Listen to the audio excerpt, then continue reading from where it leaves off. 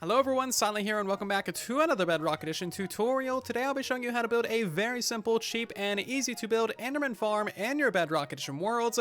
This Enderman farm does not use any redstone or endermites whatsoever. However, it is still very simple to build and is very efficient too. This farm will get you to level 30 within about 5.5 minutes, and of course is also a great source of ender pearls, as you would expect with an ender pearl farm. This simple Enderman farm uses the same spawning mechanics as my previous mob farm that I just released on the channel. The endermen spawn directly into the scaffolding on the main spawn platform, and they are instantly touching water as soon as they spawn. That of course damages them a little bit, makes them easier to kill, but more importantly forces them to teleport downwards. They then teleport downwards onto this platform of fire, which damages them even more and makes them easier to kill. And then that platform of fire forces them to teleport downwards into your kill chamber, where you can then kill them within 1 or 2 hits with a good sword. Overall, it is an extremely simple concept, a very basic build, doesn't use any redstone, doesn't use any endermites,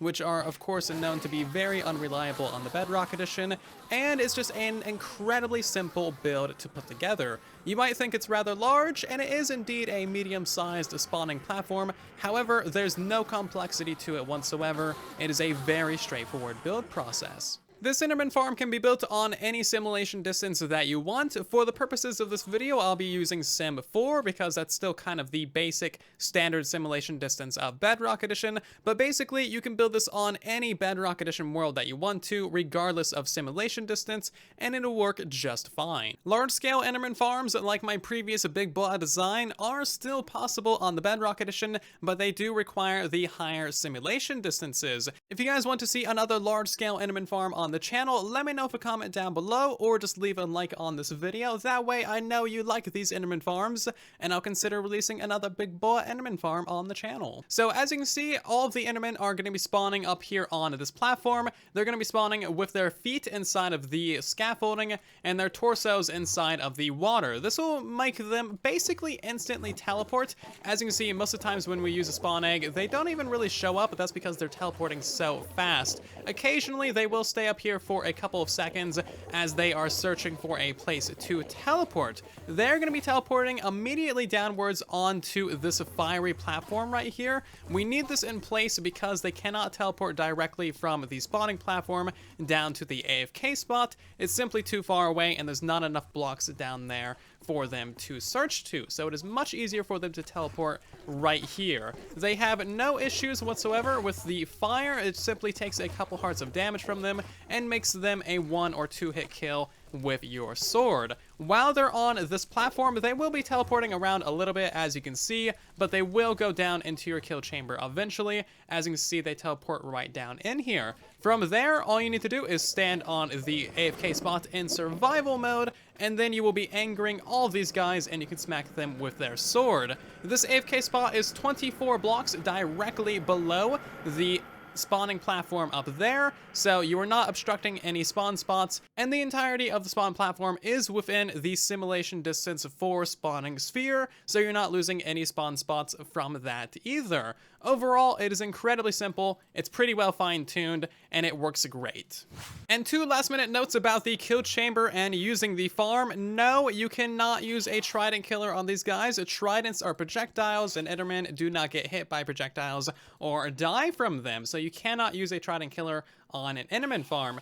Also, this kill chamber is designed with AFK in mind, so as you can see, all you gotta do is just stand here and spam click with your sword. You can easily go AFK or set up an auto clicker. However, I would be very weary of AFKing. Never AFK with valuables on you. There is always the chance of dying or possibly starving to death and dying that way. So be careful when you're AFKing. This is a mob farm and you are angering a lot of endermen all the time. And let's hop into the tutorial, shall we? For your convenience, there's going to be a full materials list down in the description of the video. And the first thing that you want to do is bridge out from the main end island. I would recommend bridging out about 150 or so blocks. That way you are definitely far enough away from absolutely everything in the end. This will prevent things from spawning on the main end island and ruining your rates, and it will also prevent things from teleporting from your farm to the main end island. Technically, if you are on a simulation distance of 4, you only need to go about, maybe 60 or so blocks away from the island, but if you're on any simulation distance besides 4, you should go 150 blocks away just to be safe. So once you have a little bridge made out of glass or other spawn-proof and teleport-proof blocks, we can begin building. Keep in mind, you do not need to chunk align this farm. You can build it pretty much anywhere. It really does not matter. As long as you are far enough away from the island, then you won't have any issues with endermen. So to begin building, we're going to place a couple of temporary blocks going out, 4 of these to be precise, and then place in yourself 2 double chests for storage. You can of course expand this into other kinds of storage later on, but for now we want 4 hoppers placed into the back side of it like so. You now want to place 16 slabs going out, and you can basically just place these directly in front of you just by aiming over the edge of that block, or you can crouch over the edge and place them like that. So that is 4 slabs, 5, 6, 7, 8, 9, 10, 11, 12, 13, 14, 15, 16, and then we're going to place in a solid block there on the end with a lever directly right there. Place in a powered rail and then 8 normal rail right here for your rail line. Actually, you want 9 in total, and then place in another powered rail, and then just normal rail all the way to the end until you end with a powered rail right above that original hopper. We're now going to place in another solid block right there and a lever right there to power that rail.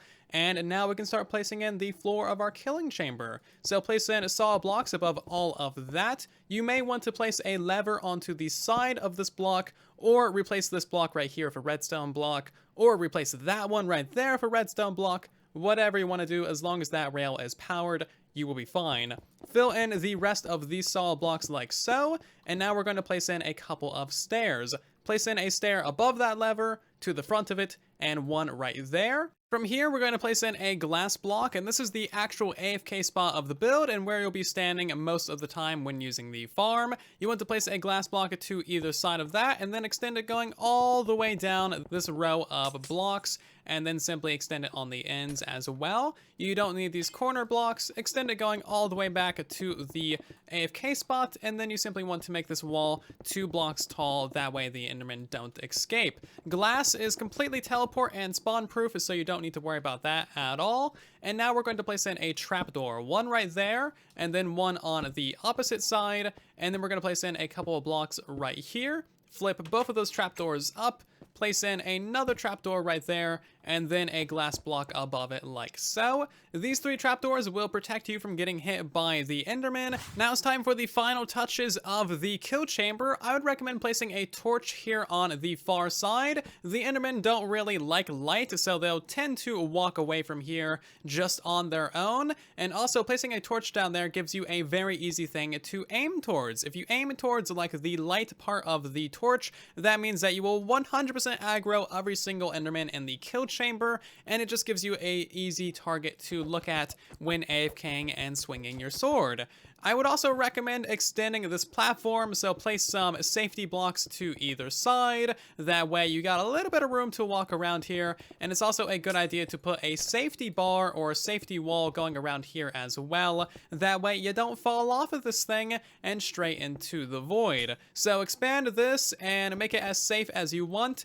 Now we need to pillar up by 22 blocks, so we're going to start pillaring by this block right here, which is at the same exact layer as this trapdoor where your feet will be. Anyway, so this is going to be 1, 2, 3, 4, 5, 6, 7, 8, 9, 10, 11, 12, 13, 14, 15, 16, 17, 18, 19, 20, 21, and then on the 22nd block, we're going to fill in a large platform of netherrack. I would recommend marking out the center block, which is going to be directly above your trapdoors, so that is going to be the center block of this platform. We can now go ahead and remove this pillar, and now we need to extend this platform out in every direction by 11 blocks. So that is 2 on this side, 3, 4, 5, 6, 7, 8, 9, 10, and 11, and then of course 11 in every other direction as well. In total, this platform should be 23 by 23. And of course, this is what your platform should look like once it is filled in. We're now going to put a ring of slabs around this platform, so go outwards by 1 block. This is going to be a lower half slab ring, and this should go all the way around this platform of netherrack. This will ensure that none of your endermen fall off the platform, fall into the void, or fall down to your AFK area and kill you. Of course, you don't need these slabs here in the corners if you don't want to, so feel free to remove those. And now we need to build the next platform up from here, which is the actual spawning platform. So you want to start at the central block of your build and go up by 4 blocks. That way the enderman can actually stand in here and teleport to this layer, since they are 3 blocks tall. So this is now going to be the central block of the spawning platform, and we need to go out 17 blocks in every direction with a layer of solid blocks. So 17 out in this direction, 17 in this direction, 17 in this way, and 17 this way. Basically, you need a giant square that is going to be 35 by 35 in total.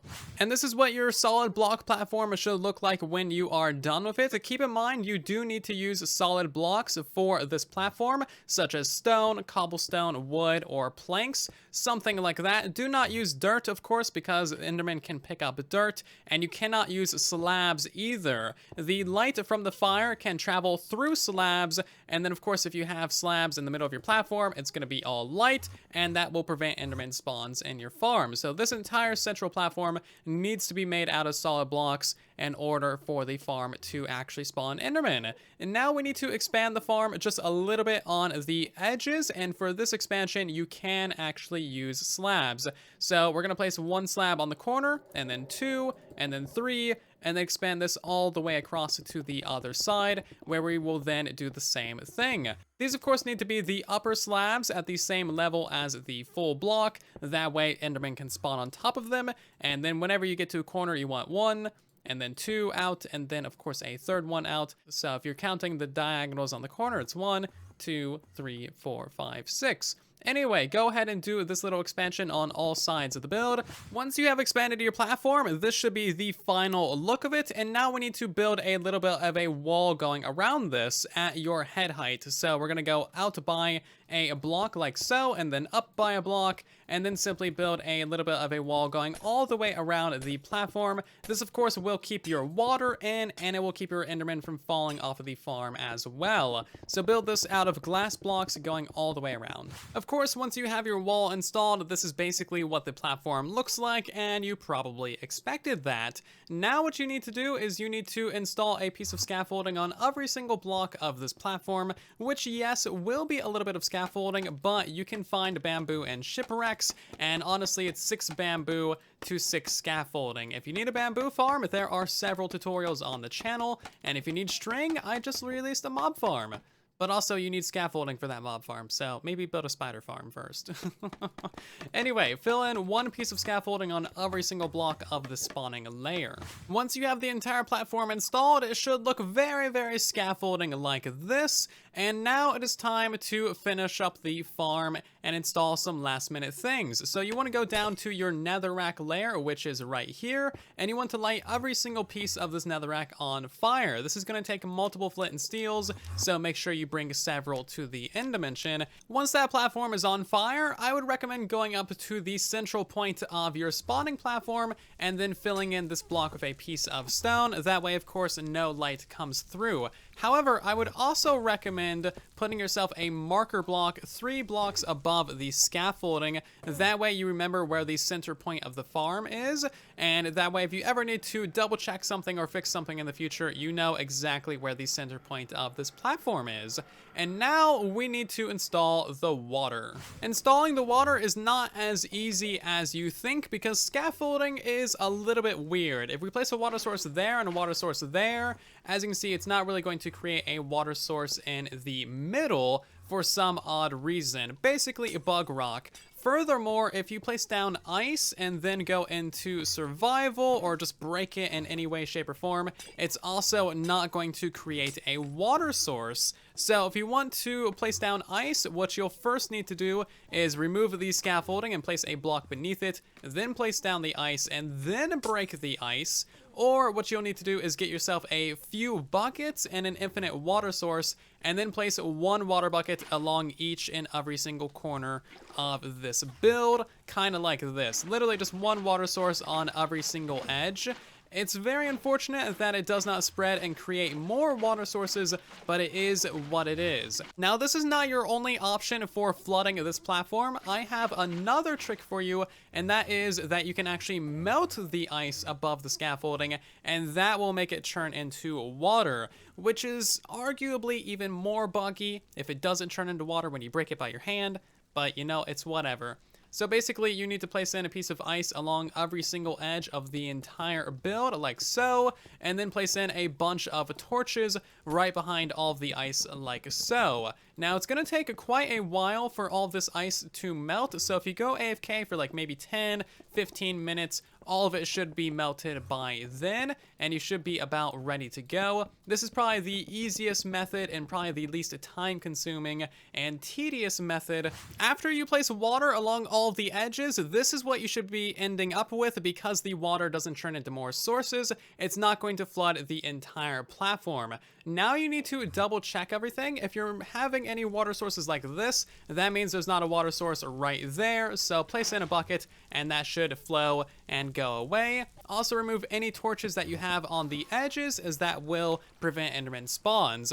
And now you need to go to every corner of where the water is, so just a corner like this. Go in by 4 blocks, so 1, 2, 3, 4. Replace one of these scaffoldings with a temporary block and then place a water source above that, and do that for all 4 of the corners.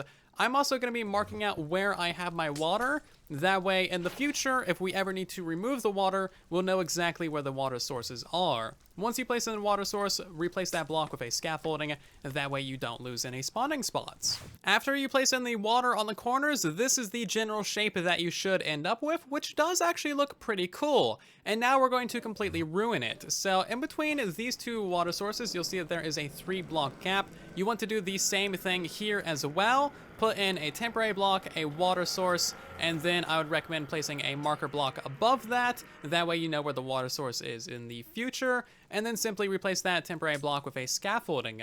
Do that on all 4 sides. After placing in those 4 sources, we are now left with this little bit of an X shape that we need to remove, and this is going to take another 4 water sources. So from your central block, you want to go out by 2 blocks and then do the exact same thing. Beware of the endermen. They're going to be very angry and very noisy. The water around here is very much going to be your friend when it comes to avoiding those guys. So basically, yeah, go out 2 blocks in every direction from each of these ones, and then place in your water. Once you've placed in those 4 water buckets, you now have an enderman pain farm. As you can see, every single enderman that spawns is instantly taking damage from the water, teleporting downwards into the fire, and then teleporting to the safety of the kill chamber. We can now go down there and see what's happening, but as you can see, we now got a lot of these guys down here in the kill chamber. If we go into the survival modes, we can start smacking these guys with our swords, getting a bunch of experience and getting all kinds of ender pearls. Make sure that you have your hopper minecart turned on with this lever, and that'll collect all of your ender pearls into your storage system. And that's going to do it for today's Bedrock Edition tutorial. I hope that you have enjoyed. If you have any questions, comments, or concerns, then of course let me know in the comment section down below. I'm always trying to help you guys out as best as I possibly can. If you're new here and you enjoyed this video, then consider subscribing so you don't miss future ones. And of course, let me know if you want to see a big boy enderman farm down in that comment section, or just leave a like on the video. Whatever you want to do, absolutely everything does help out the video and the channel, so thank you so much for your support. Otherwise, I'll see you guys down in the comment section and in the next one. And then there was silence.